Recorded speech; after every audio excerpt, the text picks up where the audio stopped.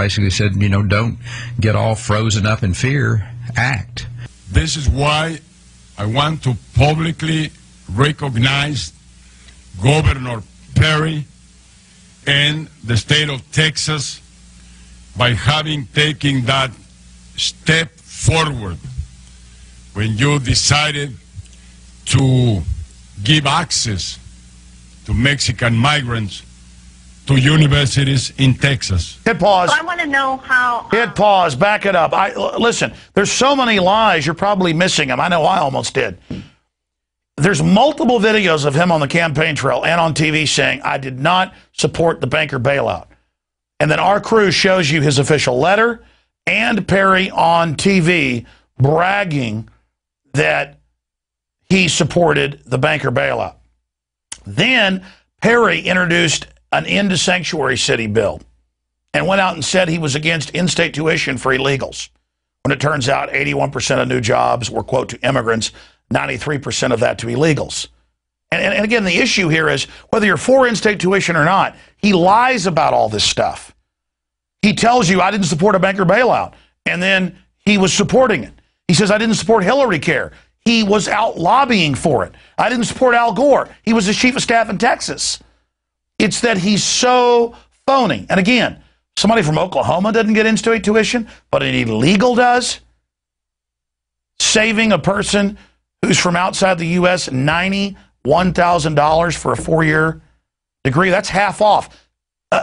Point is, it's just incredible. And this is why there's talk of Rick Perry resigning and his poll numbers plunging, is that he's completely and totally phony. I can't go to Mexico and demand that I be given in-state tuition. They would laugh at me. They would laugh at me in Sweden or Russia. But again, the big banks are the ones financing all of this, and they love the fact we're going into debt. This country is bankrupt if we go down this path. Okay, I know I'm ranting. Let's go back to where he ended off with Vicente Fox.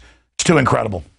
Governor Perry and the state of Texas by having taken that step forward when you decided to give access to Mexican migrants to universities in Texas.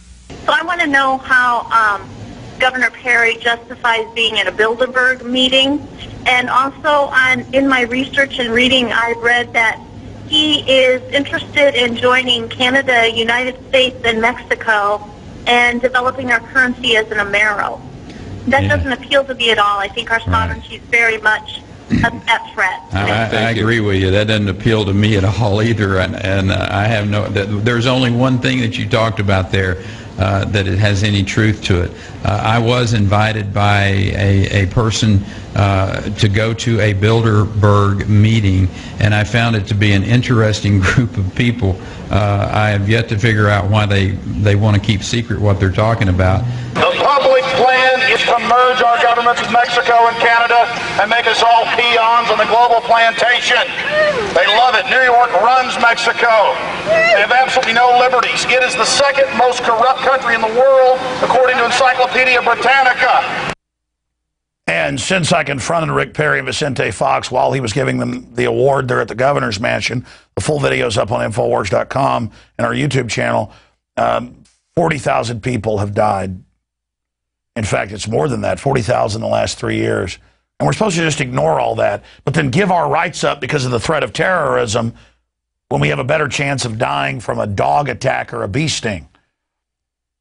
It's very, very clear what's happening. Now, speaking of terrorism, this is some incredible footage that Aaron Dykes and Darren McBreen, our reporter, shot at Operation Mountain Guardian while they were in Denver for this federalization takeover drill that is supposed to reinforce this hysteria and fear of terrorism. This is 4 or 5 minutes of raw footage of women with bombs strapped around their necks, elementary students in fear.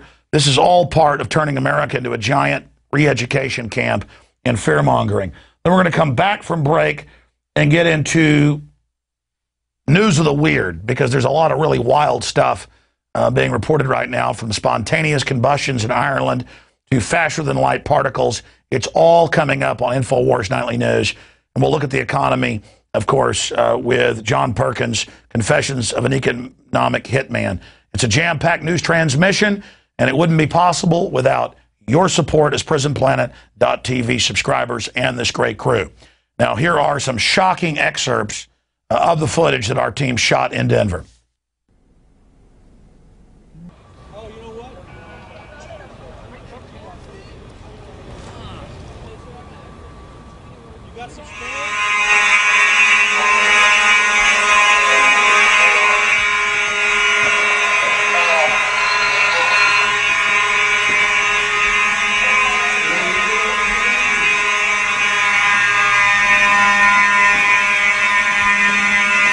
This was done with a school with children in it, some as young as 6 years of age.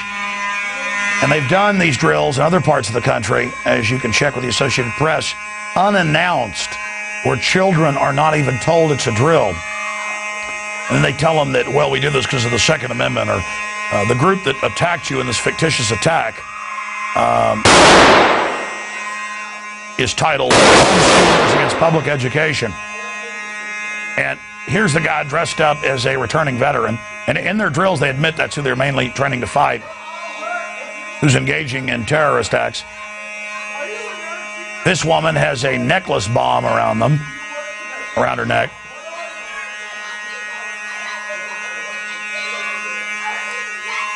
And this is Pavlovian. They know the police officers respond to this in their memory sections of the brain as a real attack. So they have to have simulated terror drills in every city and town to create really the racial or national memory of a terror attack. So this is all part of high-tech re-education camp. And he is drilling that he is going around killing, the disgruntled vet is going around doing mock killing of children.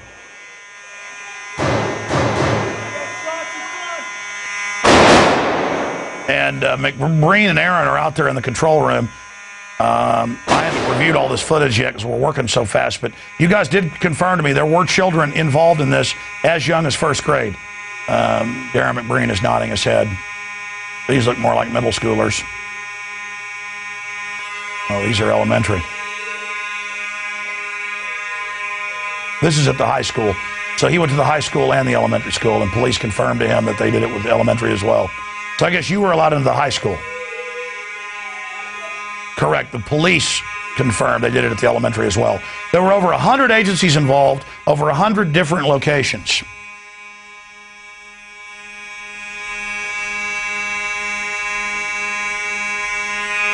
Oh, no, there's another disgruntled vet, able to catch him on tape. We should have showed the New York Times article where it admitted their main threat is disgruntled vets, and it showed the Explorer Scouts training to take on and kill disgruntled vets.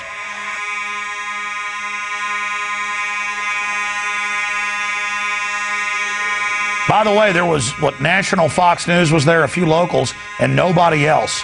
Some of the areas our crew was barred from entering, like the sports stadium, where they were practicing taking children and others.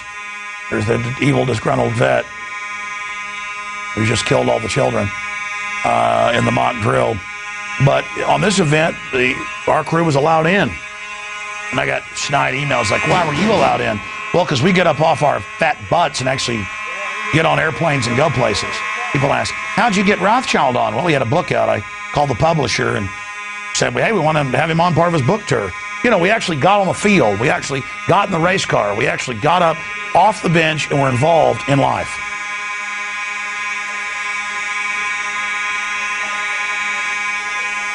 I just get so amazed by people sometimes that can't believe the fact that we're a real news organization and actually get things done. Well, the proof's in the pudding, or to say it a better way, you judge a tree by its fruits.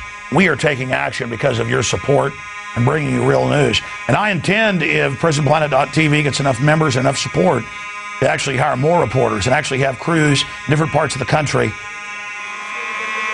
every weeknight. Oh, you found the New York Times article where the first line says they're training to take on vets? Okay, then when we come back before we go to break, I'll show you the New York Times article. Wow, this is dynamic footage. We have shown before videos of children unannounced having the police raid them and crying and screaming. And reportedly some of that happened at the elementary school, but we were not allowed into that. This is the New York Times a couple years ago. Scouts trained to fight terrorists and more. And if you scroll down there, it's also got a big photo gallery.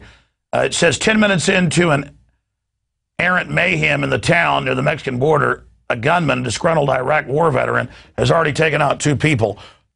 One slumped in his desk, the other covered in blood on the floor. When you go to these drills, they're fighting Tea Partiers, they're fighting gun owners. It's also very racist. It's always white male. You've seen the new Homeland Security videos that have gotten national attention. They've now put out more than 15 of them, promo videos that are on TV. And every terrorist is white, and minorities report them. And again, it's about rebranding. First, they sell white folks, hey, it's for brown Muslims. You know, we're only taking their rights because they're playing to white racism. Now they're rebranding it over, oh, it's all the whites, they're the terrorist. And this is just training you. Everybody's a terrorist but Homeland Security. And big sis is at the Walmarts sitting there bossing you around. Okay, InfoWars Nightly News, ladies and gentlemen. We're going to come back after this quick break and get into Strange World, as I have dubbed it. A little extra treat that Marcos, our great graphics guy, put together for you. And then we're going to get into some financial news and our big interview with the highly sought-after John Perkins. Stay with us.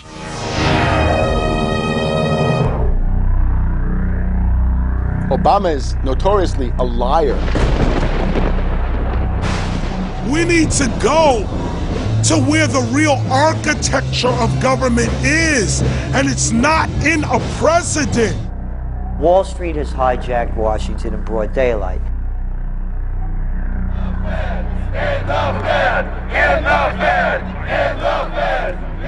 Well, Obama's already fudging. He's fudged since day one in this election. The elite are using Obama to pacify the public so they can usher in the North American Union by stealth, launch a new Cold War, and continue the occupation of Iraq and Afghanistan. The globalists are outside all the nations. That gives them safety, and they play countries off against each other. We've got to give them a stake in creating the kind of world order that I think all of us would like to see. Partnership and cooperation among nations is not a choice. It is the only way.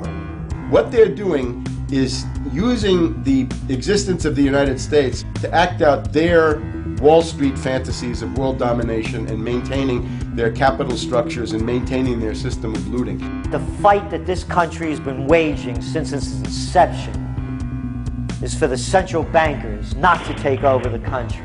President Barack Obama is only the tool of a larger agenda. Senator Obama had a desire to do some meetings. Others have a desire to meet with him tonight in a private way, and that's what we're doing. Presidential candidate Barack Obama was publicly criticizing the North American Free Trade Agreement in a bid for votes, but privately telling Canadian officials not to worry about it. If you talk to our generals, they are desperate for is a civilian counterpart to our military force.